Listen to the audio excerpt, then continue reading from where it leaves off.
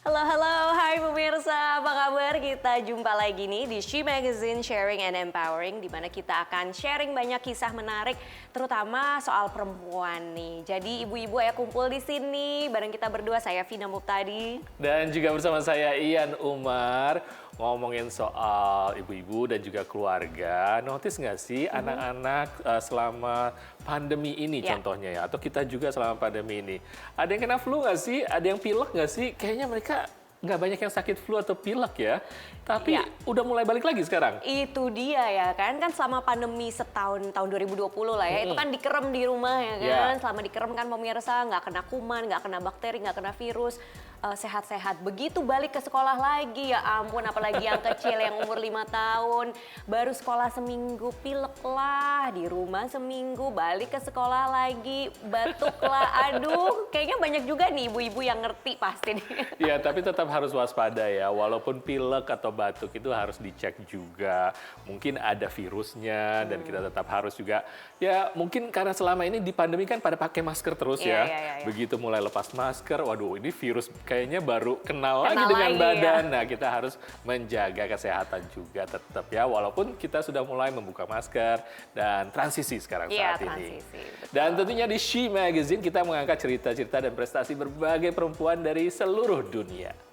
Nataša Pirc-Musar menjadi kepala negara perempuan pertama Slovenia setelah mengalahkan Anže Logar dalam pemilihan putaran kedua di negara berpenduduk 2 juta itu.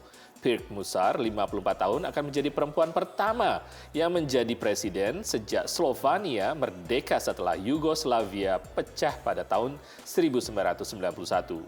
Warga Korea Utara merayakan Hari Ibu pada 16 November, kata laporan media pemerintah. Video kantor berita KCNA yang tidak dapat diverifikasi secara independen oleh Reuters memperlihatkan warga Pyongyang membeli bunga untuk ibu mereka dan berfoto. Korea Utara menetapkan 16 November sebagai Hari Ibu sejak 2012.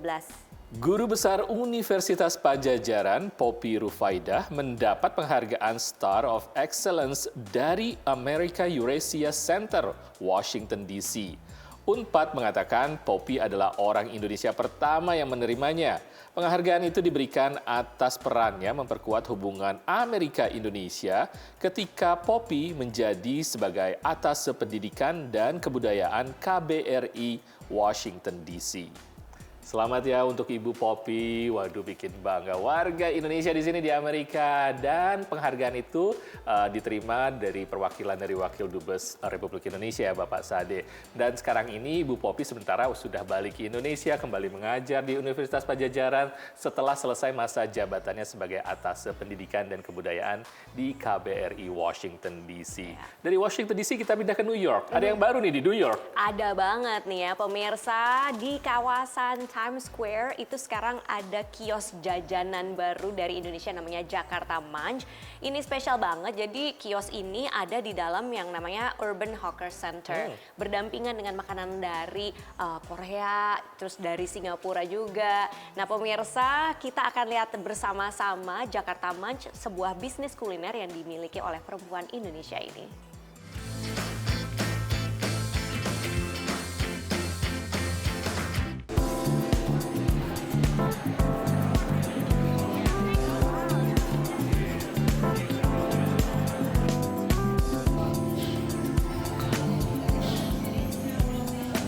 Boleh pesen nasi, jadi pisah-pisah ya prosesnya. Jadi pesen nasi dulu, jadi nasi rice, stepnya.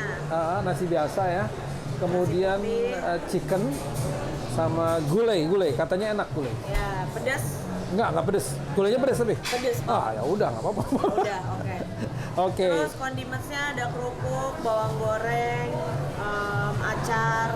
Baru berapa hari buka, sudah langsung dapat order banyak dari NBC lagi. Iya. Ada stasiun televisi NBC sebelah sini di Rockefeller ya. Iya, Rockefeller. Jadi gimana tuh mereka datang ke sini? Jadi saya sekarang lagi di Urban Hawker. Jadi gimana? Jadi memang kita agak pending buat buka karena kekurangan staff sebenarnya. Dan aku masih ngerjain semuanya dari paperwork, masak, service, delivery, belanja grocery-nya gitu, bahan-bahan buat di sini gitu.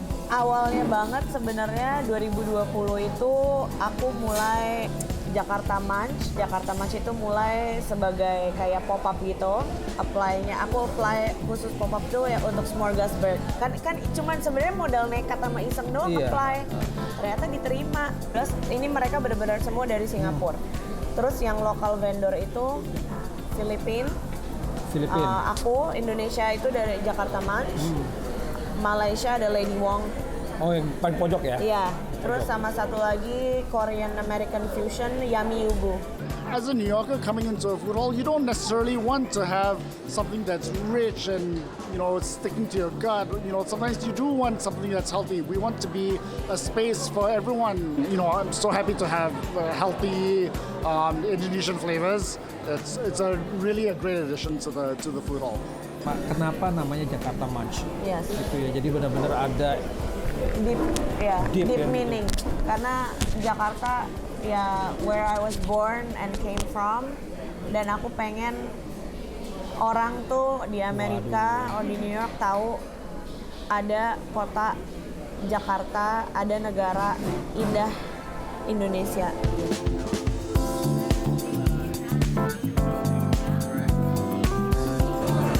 Saya sekarang mau coba makanan dari Jakarta Munch, yaitu gulai.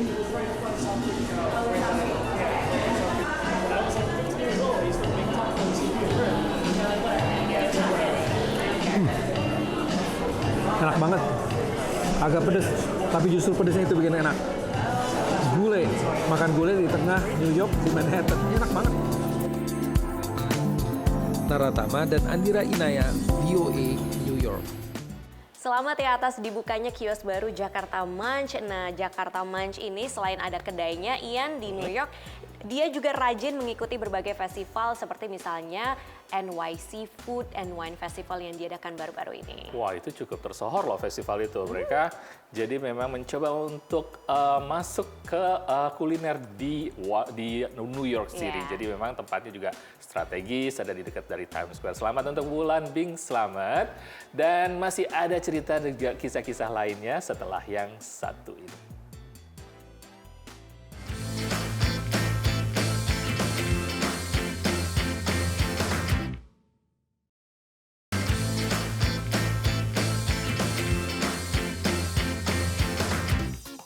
Pemirsa, masih di She Magazine, Sharing and Empowering. Masih juga di kota New York nih untuk cerita selanjutnya. Karena ada sebuah pagelaran budaya dan juga kegiatan budaya, diskusi dan juga berbagai macam itu kegiatan di sebuah tempat di daerah New York juga, yaitu di KJRI Republik Indonesia. Acaranya kayaknya penuh dengan warga New York katanya.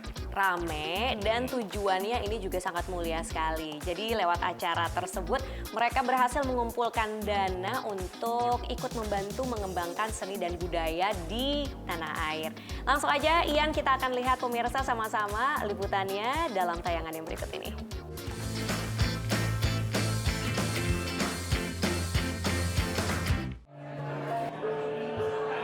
Sebuah event promosi budaya Indonesia kembali diadakan di kota New York. Pada akhir minggu lalu, sekitar 300 warga lokal dari Brooklyn, Manhattan, Queens, Staten Island, dan Bronx datang memenuhi gedung kantor Konsulat Jenderal Republik Indonesia atau KJRI New York. Acara yang diselenggarakan selama 2 hari ini menampilkan berbagai acara seni dan kuliner Indonesia. Ada tari-tarian, gamelan, dan yang paling menarik adalah pagelaran wayang kulit yang dibawakan oleh I Gusti Ngurah Kertayuda dari Chicago. Acara ini diinisiasi oleh organisasi nirlaba Kawan Budaya. Kalau dihitung sih bisa lebih dari 200 orang hari ini. Tujuan ini cuman pengen Indonesia dikenal aja di Amerika sebenarnya. Kita memang sengaja buatnya offering many stages of performances, exhibit. Jadi kenapa kita mau membuat acara ini dengan beragam acara, yaitu memperkenalkan Indonesia itu secara keseluruhan. Selain pagelaran seni dan budaya, para tamu juga bisa menikmati kuliner Indonesia. It's so much fun. Every event here is just fantastic. I love them. I like learning about the Indonesian culture and seeing the different activities and shows that they put on, like gamelan and the puppet show tonight and all that. I just love like having those experiences. They're very unique. Sebenarnya ingin mempromosikan Indonesia secara garis besarnya ya, tapi kita melalui berbagai banyak cara. Jadi kan kita harus mempromosikan Indonesia melalui makanan, melalui diskusi mengenai Indonesia, melalui juga melalui culture dan mengenai gamelan. Dan kita juga mulai mencoba mempromosikan Indonesia dengan acara Indonesian Spice of the World yang didukung oleh Kementerian Pariwisata. Setiap penjualan tiket dan donasi dalam event ini akan disumbangkan untuk membangun Indonesia. Hasil pendapatan itu kita akan sumbangkan ke Yamsa Foundation dan juga Children of Bali. Sejauh ini kita mungkin ada more than $2,000. Kita akan sumbangkan langsung ke Indonesia, anak-anak yang kurang mampu, terutama yang ada di Bali untuk biaya pendidikan mereka. Masih dari New York, pemirsa, baru-baru ini New York City mengadakan acara tahunan yang selalu diikuti oleh puluhan ribu orang, yaitu New York Marathon. Ini pesertanya dari seluruh dunia ya, termasuk tentunya dari Indonesia. Dan pemirsa, tahun ini pesertanya ada sekitar 50.000 orang. Meskipun slotnya banyak ya, 50.000 orang, tapi yang daftar lebih banyak lagi. Jadi mereka tuh harus melakukan yang namanya seleksi cukup ketat, ya nggak sih? Ya, cukup ketat karena ajang New York Marathon ini adalah ajang maraton cukup terkenal atau paling terkenal sedunia dan juga banyak pesertanya dari seluruh dunia.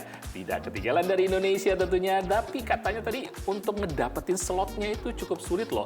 Ada berbagai cara memang pemirsa, ada yang caranya untuk lotre, ada cara untuk yang udah harus misalnya untuk melakukan sukarela dulu dan juga untuk berbagai macam. Dan ini bisa ditelisik loh. Ya, kita lihat yuk cerita dari beberapa pelari Indonesia yang masuk ke dalam event ini, yaitu New York Marathon.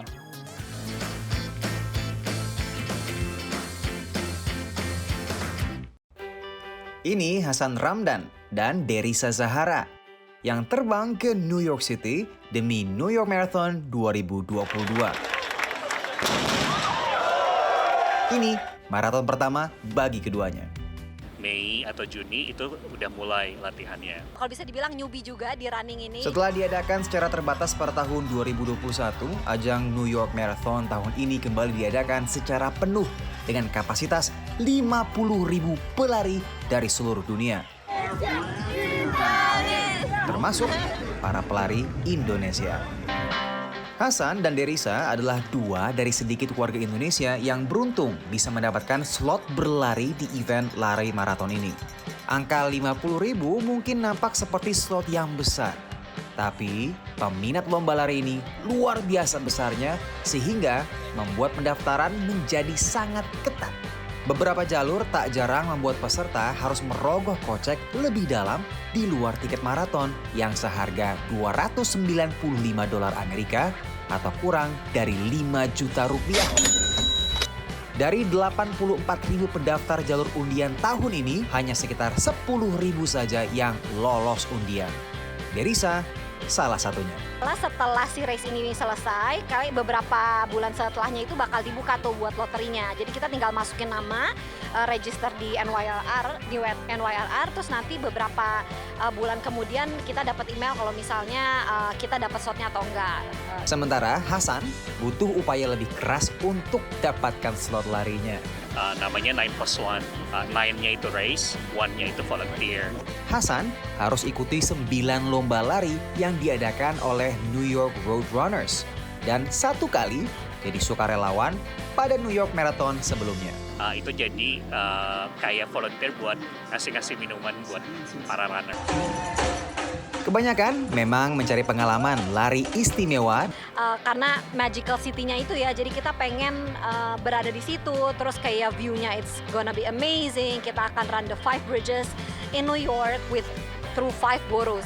Namun sebagian lainnya, ini menjadi pembuktian untuk diri sendiri. Saya tuh hidup dengan 1 ginjal, jadi saya buktikan bahwa saya masih bisa sehat gitu kan. 42 km dan 5-6 jam kemudian. Sekarang apa yang dirasakan tubuh? Sekarang kaki kayak mau copot sih. Tapi, you know what? I overcome the pain. Keduanya kini siap kembali ke tanah air dengan kaki pegal dan pengalaman yang tak terlupakan. Dari New York Marathon, Finish strong! Randy Wicaksana dan Andira Inaya, VOA. Heboh ya kalau memang supporter-supporter Indonesia tadi ada yel-yelnya, juga ada yang pendukungnya banyak banget. Tapi nggak cuma Indonesia dong, mereka juga pasti banyak dari pendukung dari seluruh dunia. Seru ya, pengen ikut nggak? Gimana ya, pengen seru-serunya ya. Bisa nggak sih ikut di awal terus naik mobil gitu, terus tiba-tiba udah ada di belakang. Rame ya memang. Aduh seru banget pemirsa. Kira-kira tahun depan siapa nih dari Indonesia yang ikutan ajang ini? Kita nantikan aja. Yang jelas She Magazine masih akan balik lagi.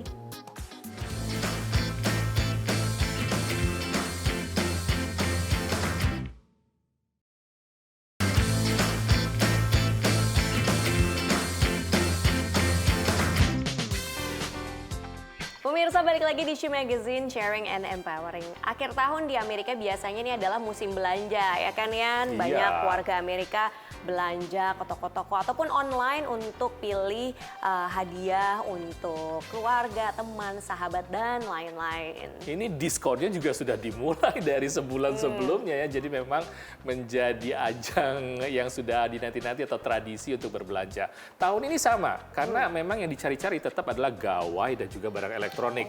Tapi permasalahannya saat ini untuk gawai dan barang elektronik adalah di infrastruktur dan pabrikannya. Contohnya misalnya pasokan untuk barang-barang elemen-elemennya. Katanya mereka mengalami masalah. Ini juga karena macet, karena memang dari masa pandemi dan juga karena masalah ekonomi.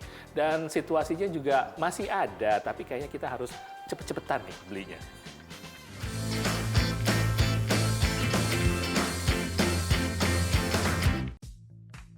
Musim berbagi hadiah semakin dekat di tengah gangguan rantai pasok yang juga belum sepenuhnya teratasi. Inflation means prices are going up. There is a recession looming on the horizon.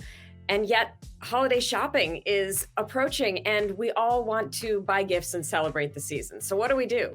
Well, first things first, we really need to be mindful of a budget. We need to figure out how much money we have to spend and not go over our budget this year, because if you put it on the credit card and interest rates go up, then it's going to be that much more painful in the new year. Barang elektronik masih menjadi hadiah paling dicari bagi keluarga dan orang terdekat. Small appliances are still going to be hot this season. During the pandemic, people really got into like air fryers as well as pressure cookers. They'll be popular items this season. So will Nespressos, which are like automated espresso/coffee makers. We've seen an increase in sales on those because people are trying to save money by not going to Starbucks or to Dunkin' Donuts. Meski demikian, tak berarti produsen berhenti mengembangkan produk baru. Misalnya perusahaan sepeda statis Peloton yang mengembangkan mesin olahraga dayung sendiri, Peloton Row. They want to launch this by the start of the new year. And if that happens, it will be undoubtedly a very popular item. There are a lot of competitors in that space of row machines, such as Hydro and Ergata. And so Peloton wants to get into the game as well. Akhir tahun biasanya juga bersamaan dengan keinginan memperbaiki kebugaran pada tahun baru, sehingga gawai atau elektronik terkait olahraga juga termasuk yang banyak dilirik. Dari Washington DC, Nova Purwadi dan tim VOA. Pemirsa, sekarang kita akan melihat sebuah wisata yang cukup menarik di tengah kota di Amerika, tepatnya di Washington DC. Di Washington DC ini banyak sekali sebenarnya tujuan wisatanya. Kalau misalnya pemirsa pengen ke Washington DC, pilihannya nggak cuma lihat monumen, nggak cuma ke museum, tapi juga ada yang namanya tour melalui sebuah kanal atau sebuah saluran air ya. Dan ini digunakan sejak ratusan tahun yang lalu untuk transportasi menggunakan perahu. Iya, betul sekali. Jadi sudah 100 tahun lebih, awalnya digunakan pada tahun 1831. Dulunya boat ini ya buat nganter-nganter barang komoditi, tapi sekarang akhirnya jadi tempat wisata, atraksi wisata, dan banyak dimanfaatkan oleh warga sekitar. Ini menarik karena wisata ini anti mainstream, tapi pemirsa, pesertanya juga bisa sekaligus mempelajari sejarah.